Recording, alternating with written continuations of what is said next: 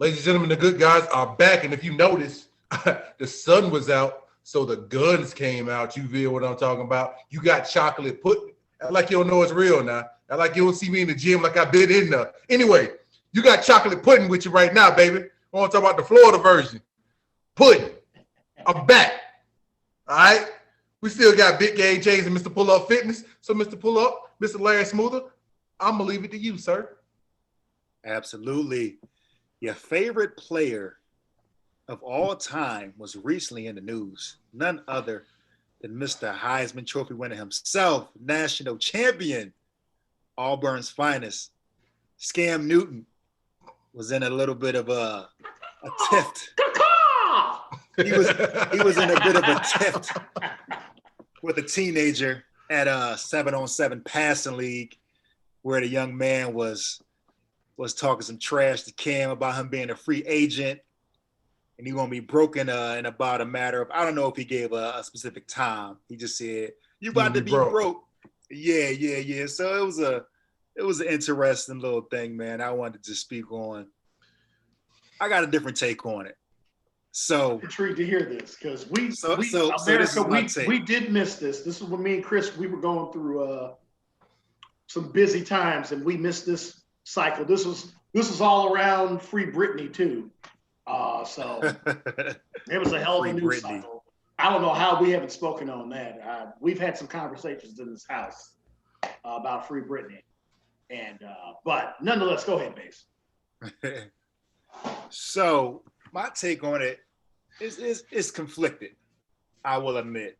On one hand, if you are at a league, for you to learn from a player of Cam's caliber, of everything he's done, you should be more respectful and fall back and take in whatever knowledge you can get while you're at this weekend camp or 1 or 2 day camp or whatever.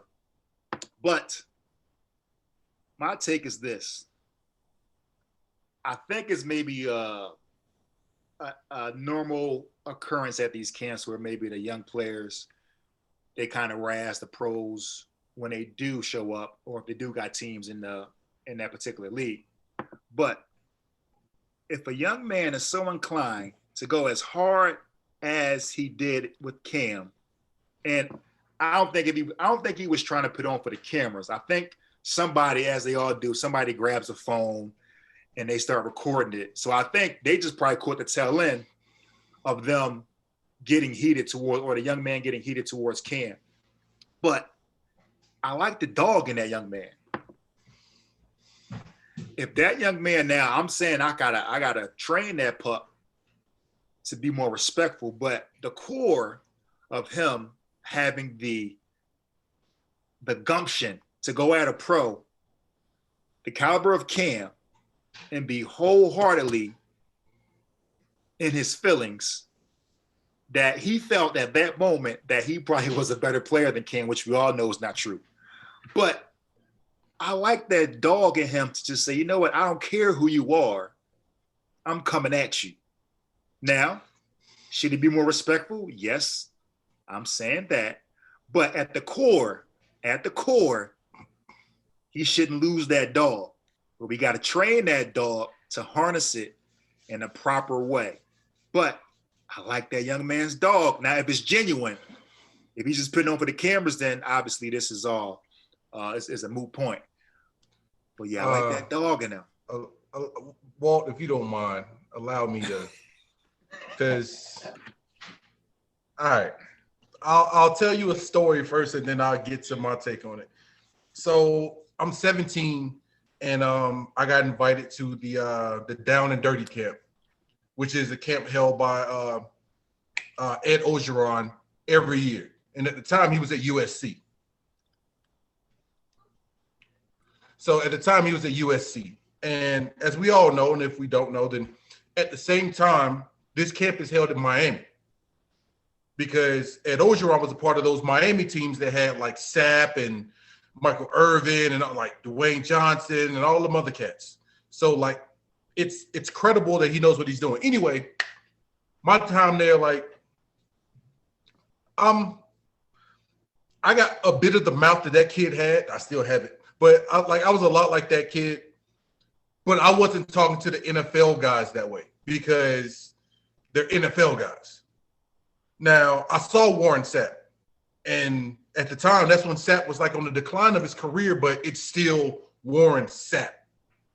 They still had a bunch of those Miami guys there who made a big name in Miami and may have did all right, like Armstead, like they did good enough in the league.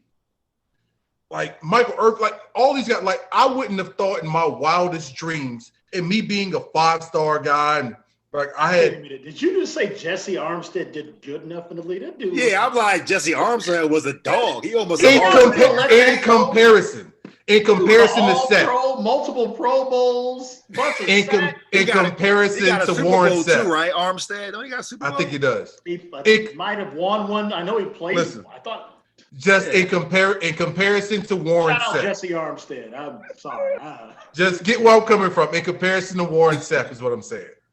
Okay. So because like, and that's don't get me wrong. Like, and main reason I say that because Warren Sapp is like what I look up to is like he's the standard for a defensive lineman in my mind when I was coming out. Like he's a Florida boy, went to a Florida school, like did everything. Like he's like a Florida legend. Like all high school kids who were defensive linemen coming out around my time knew all the stories about Warren Sapp running with DBs and running routes and all this other crap. So anyway, I would have never thought in my mind, even in the decline of Warren Sapp's career, to even say anything to Warren Sapp negatively. Like I didn't even want to shake the man's hand because I was in that awe of him. To go to this guy,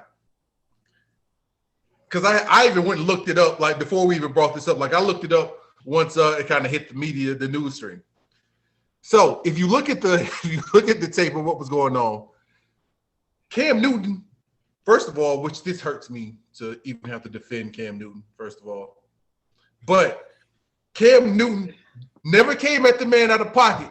He was like, okay, what did you do today? Yeah. And the kid was like, all right, you don't want to say, huh? He asked his homeboy. All right, so what stats did he put up today? His homeboy, the quarterback, mind you, of this 7-on-7 camp, was like, he's fast. And like, that was it.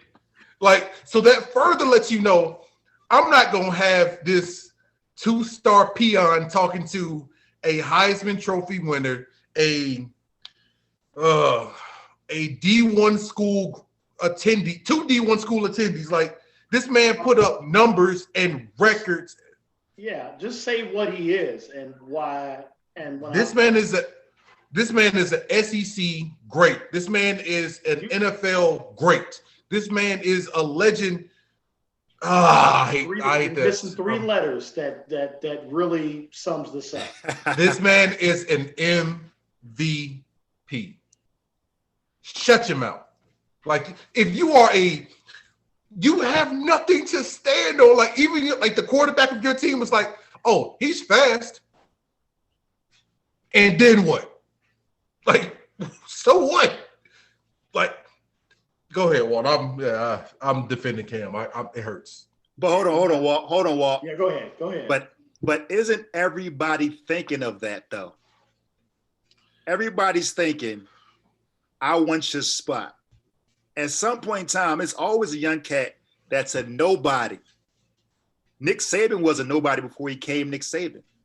But you didn't think in the back of his mind that he was trying to be better than all the coaches that he has surpassed?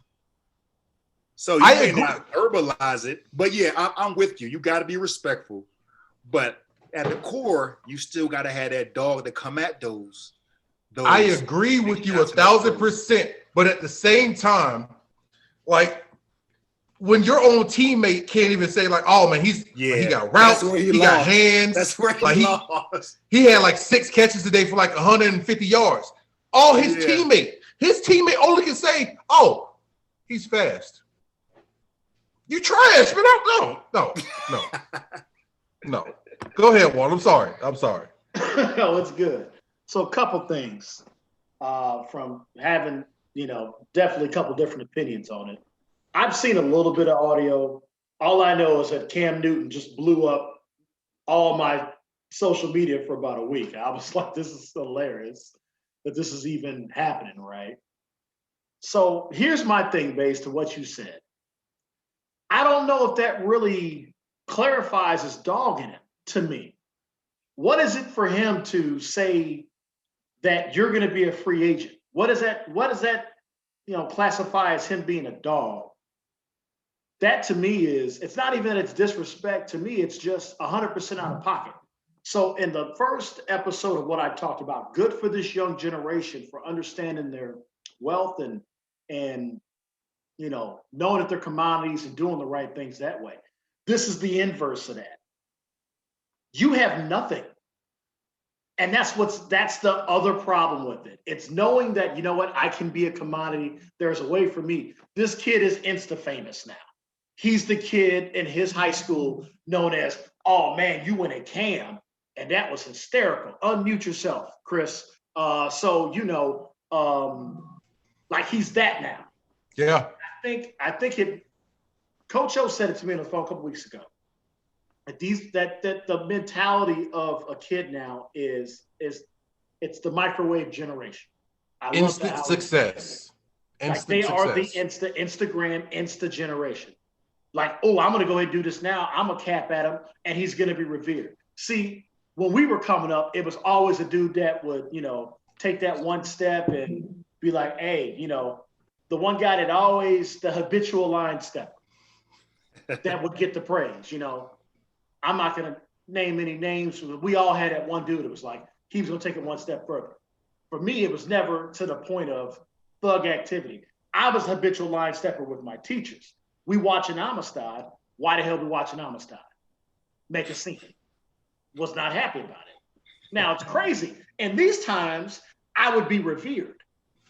Oh, he's the dude that stood up to watching Amistad. Like this dude, man, he's fighting for black rights. In 1998, that was extended detention. 2 more of those, and I was suspended for 10 days. And I can't rap. It wouldn't have been no 10-day Chance the Rapper mixtape coming out. It would have been getting my ass whooped every day by my mom at 15, 16. Daily. So that's what I would say about that, Baze. I don't necessarily know if that qualifies as dog, because who are you? And it's not even that he spoke to him, but it's like there's not a reverence for the people that are making it. Cam Newton and what he represents to the African-American youth and community, to take a shot at that guy who basically is the foundation of how these kids think of themselves now and the player they want to be, makes no sense. There's no. And if you didn't hear the Kevin Hart in me right there, I realized I heard some echo. I was like, man, that was really Kevin Hart, my boy. Sorry about that, Kevin Hart. I ain't trying to plagiarize. But it's crazy. I mean, so let me say this. This is where I feel like, and I'm still on my thoughts. So go ahead and say what you got to say, because I ain't done. So, Baze, here's why I would have classified it as a dog. If he would have came at Cam like, yo, I can now throw you right now, dude.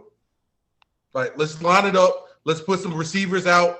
Like, and I guarantee you, 8 out of my 10 balls to the receivers, Pauls. Like, 8 out of my 10 passes will be better than yours. Dude, let's line it up right now. Let's go 40 right now. I know you're still in shape. Season just ended. Let's go. Like, you got your cleats in your bag. Let's go. Like, dog now compared to dog back then. Like, dog with us 3, you got to prove it. Like, no, we're not talking about it. Like, it's, for instance, when you came in as a freshman going into Michigan State, first of all, those seniors already know who you are because you got recruited. Like, you're there to take their job. Like, they know who you are. So coming in and opening your mouth is not the best thing to do. Like, come in, you work your ass off, and then they say, okay, I see why they recruited him. I'll tell you, we had I'm not going to say his name because it'll be asinine, but I ain't that petty. So, and if you do a little bit of research, you'll know what I'm talking about. But so the year I graduated, we had a dude go to Clemson from Ed White. Two of them went to Clemson. So one of them went, quiet cat, played cornerback, ended up getting drafted by the Jaguars, whatever. He went into Clemson, worked his ass off, did what he's supposed to do. The other one came in 6'3", 6'4", 255, 245, outside linebacker. 5 stars, everything. Got to camp, and they just looked at his ass like, so we recruited you for what?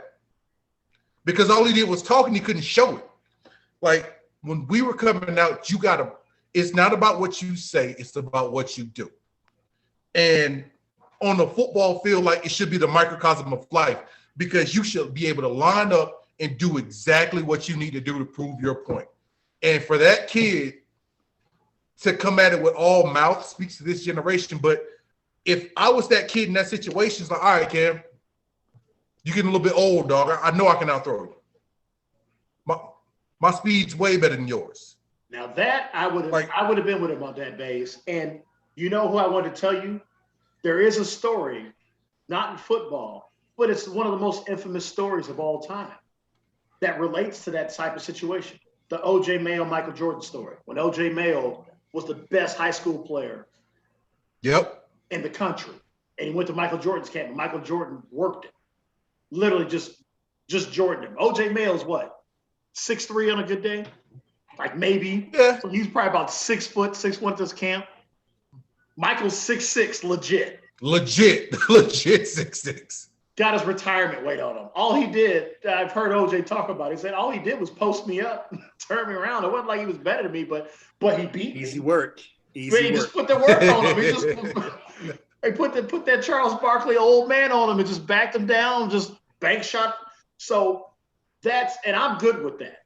And I agree with Chris, and I agree with you. That shows me, like, all right, you coming to let him know. Now, if you go out there and you throw it through the tire more to him, now we got the right, that's the right insta-famous I want. It's like, hey, challenge Cam, and he got it. Because that shit has happened. You know, why do you think Joel Embiid beat his camps throwing everybody shots? Kevin Durant be crossing 13-year-olds. Like, these dudes, like, they know what funny. era That they should in. be funny. They're like, you're not going to get me. Like, you going to challenge me. You know what I'm saying? Chris Paul, when Michael Jordan came to Chris Paul camp, Mike, if you miss one of these shots, everybody gets Air Jordan. Mike ain't giving up no Jordans for free. He didn't miss nothing. No Jordans for free. He didn't miss a shot. Like, that was the greatest too, because like them kids were so hyped, like, oh yeah, and like Jordan just, but we're not even gonna hit rim. Like, it was a wrap. He was just knocking him down bottom. So, it's to me, like, I can do you one better. Like, we played in an interesting scenario, just the three of us together. You know, thinking about the times where we needed bodies, and we had the Scotty Owenses, you know, the Chris Wells, you know, these kids that were freshmen in college, seniors in high school. They'd come practice with us, you know, and get out there and see what it was like to play with big dudes. You know what I'm saying? And for me specifically, hanging around Scotty Owens, who I love to death. And it was great to have Scotty, because Scotty could run. And we were like, hey, Scotty's going to be all right, you know, when he gets to college.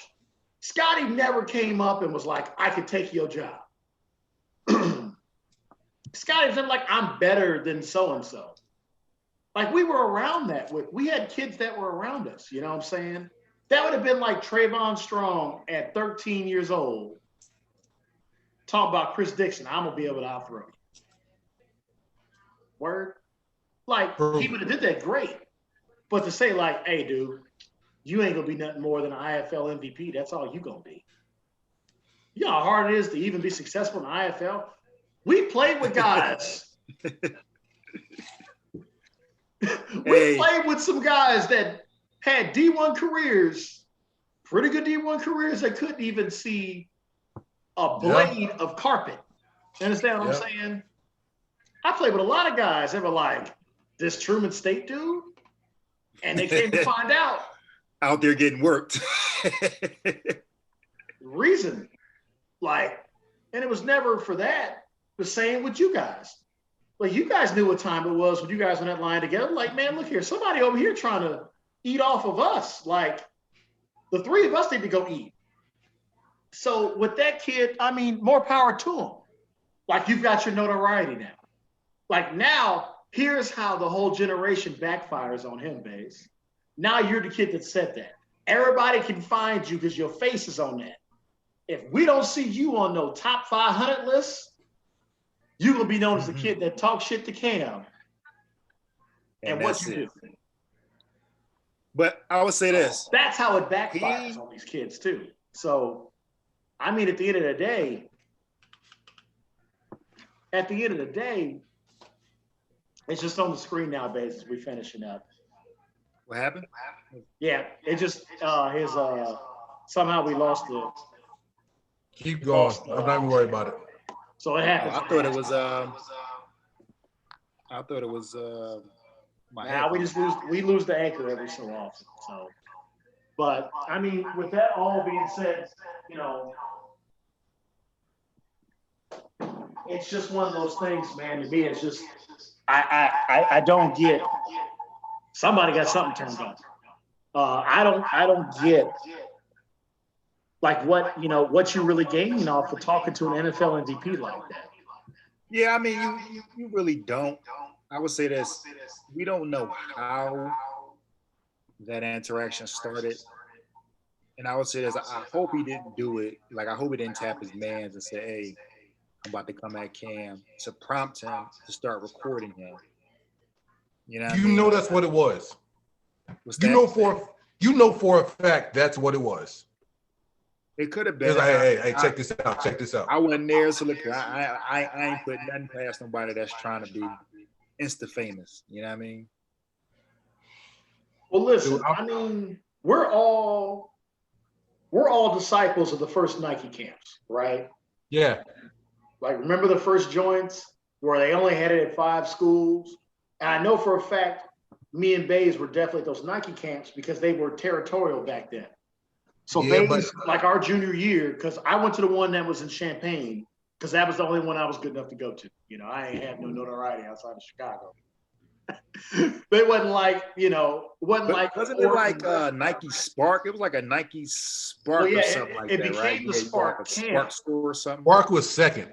It became that. But when we first got inducted, it was I remember they had it in Champaign. I think Ohio State had one. I think Penn State had one. Michigan or Michigan State had one. And maybe Minnesota, I'm not sure. Like, there was 5 schools. Yep. And I know because Kyle Orton came in, because Kyle was big time in Baze and I's class. Kyle Orton was like one of the top 10 recruits in the class, I think, that year. And Larry Fitzgerald was in our class. Larry was at Champaign. And that's when I found out I was not very good at my job at that point. And took a 140-yard dash. I was like, yo, I thought I was cold. This dude is built like you were comparing yourself to a first ballot Hall of Famer. Like, listen, man. Listen. Like, I tell that story all the time because it's the truth. Because you don't know, like, I mean, we all grew up in our cities. I think, Chris, it's a little bit different for you because it's the state of Florida and football is like that. You know what I'm saying? Like, I think Baze and I can relate a lot more because Philly is that way. Like, Philly and Chicago are similar in a sense of, like, we're not really thinking much outside of our city because you got some of the coldest dudes, to do it. And you don't think outside it because there's such big metropolises. You can correct me if I'm wrong, Baze. I never thought anything of myself, like, I didn't know about, like, we had Tom Lemming, in our era, but I didn't think about anything outside the IHSA. So I come down there. I knew I was the best receiver in the state of Illinois based on my numbers through 9 games. I had just under 900 yards receiving. I caught 50 passes, had 6 touchdowns. We sucked, but I was dope. I had 500-yard games. And three of them 100-yard games came against teams that were ranked. So I knew I could go all 6'2", 160 pounds of me, running 4.8. I was like, I'm legit. I can't speak for anything else. So I show up to this Nike camp like, dude, all right, I'm somebody here. I recognize some of these faces. Bro, This dude, light-skinned cat, same height as me, about maybe an inch taller, 200 pounds legit, baby dreads, horse-looking face, nicest guy in the world. Daps me up. Hey, how you doing, man? Hey, how you doing, bro? Hey, good luck in the 40-yard dash.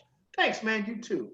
I had just started to learn how to run a 40-yard dash before I got to this camp. I didn't even know how to do that shit. Like, I'm telling you, pure basketball player that figured out how to catch a football. Boy, I lined up against this dude cooked me. Like, cooked me. Like, I ran a 4.8 on a laser, which is not bad considering, right? Larry ran like 4.6, 4.5 on the laser. All I saw was this beige flash go past. I'm like, yo, who the fuck is this dude? Like, who is this? Embarrassing me. Like, I live here. You know what I'm saying? Like, this is I don't know who you are. I recognize a lot of faces, and then went to go just catch everything that was thrown to him. He just sticking. I'm like, this dude plays linebacker. Like, who is this dude? So I didn't know it was Larry. I didn't know it was Larry Fitzgerald until I was in college. I'm watching a Pitt game. 3 years later, 2002, 2003, because Larry went to boarding school, remember? He didn't go right to Pitt. He went to boarding school. Got military school, yeah. And they talking about, and this young man named Larry Fitzgerald is just amazing, and da-da-da. I'm like, who is Larry? You know, because you paid attention to, you know, especially receiver. Like, you know, we're all divas. So you pay attention, like, who's the guy? Who do I have? Especially being D2, I have to go chase. And they show his picture. I said, oh, you got to be shitting me. Whoa. So you were sitting in your little shitty ass dorm at Truman State. Little bullshit ass house I was living in Kirksville, Bays. Right off of Halliburton. Right off the Halliburton Street, Bays. You sit in your little shitty ass house while Larry living in business. Larry's on a Thursday night game. Went nuts in Pittsburgh, and I found out, oh, that's who I ran my 40-yard dash next to in Nike camp. Oh my God. But I was like, yeah, that's about right. Like, he's better. But I ended up winning because Larry ran like 4 or 5 at the combine, and I was running 4.41. So, Larry, I did get faster than you. And then I ran a 4.34, you know what I'm saying, at 27. So, I am faster than Larry Fitzgerald. But Larry Fitzgerald, obviously, is way better at everything in life. Shout out Larry Fitzgerald, one of my favorites, man. I love that dude, man. I love Larry Fitzgerald so much because to meet him at 16 and be like, and you see how nice he is, it's like, yeah, that's him, man. His parents brought him up right, man. He's a good dude. So that's the Larry Fitzgerald story. I should have saved that for Give Me a Minute. But I mean, that's where we come from, Bays. Like, there's a certain reverence, like, and I think that's what's lost on this generation. I think that's deteriorating the games that we love. We were just talking about the All-Star game, prime example. Like, we're doing a podcast now. There's no way, even 10 years ago, I would have did this podcast tonight. The fact that All-Star game is on, I don't even give a shit. I don't care. For what? I think I just saw that Giannis may have won the MVP of the game, which, I mean, doesn't mean nothing, but you get a check and you give it to a charity, which is good. What does it mean? What's that? And this is what does it mean? Because I think, and me and Bays were talking about this before you popped on. Sorry, me and Chris were talking about this before you popped on. I actually blame the lackluster All-Star game, not because of what LeBron said this year. I agree with them this year. They didn't need that game this year. They could have named them and had somebody play NBA 2K or whatever. We'd have been fine with that. It's a pandemic. Like, what's an All-Star game without fans? Like, and celebrities and all of them sitting on the sideline. That's what it's for. That's what we watch it for, to see who came to the game, who's going to, like, do something funny with Kevin Hart. You know what I'm saying? Like, that's what we watch it for. Like, the dunk contest being at halftime, I think that's actually a dope idea, honestly. Yeah. That could be something they can expand on, because that'll get you tuned in to watch the game. But, you know, man, like, LeBron is a lot to blame for this. Like, because the reference isn't there. Like, Kobe carried the traditions of being a young guy and doing certain things.